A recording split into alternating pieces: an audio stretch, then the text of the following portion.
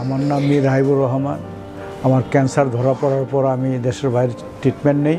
Treatment নেওয়ার পর ওই জায়গায় আসানোর ফল না পেয়ে আমি ওই ল্যাবেট ক্যান্সার হসপিটালে ভর্তি হই এবং এই জায়গায় আসার পর আমি আগে যাও ছাড়া কোনো কিছু খাইতে পারতাম না। এখন আল্লাহর রহমতে আমি সমস্ত কিছু খাইতে পারি, চলাফেরা করতে পারি, সিঁড়ি দিয়ে নামতে পারি, অনেক ভালো আছে আল্লাহর রহমতে। আর এখন আমি 70% আল্লাহর রহমতে সুস্থ। এখন অনেক ভালো লাগতেছে, আমি চলাফেরা করতে পারতেছি। আমার হেল্পিং হ্যান্ড ছাড়াই আমি বাথরুমে আসা যাওয়া করতে পারি, সব কিছু করতে পারি।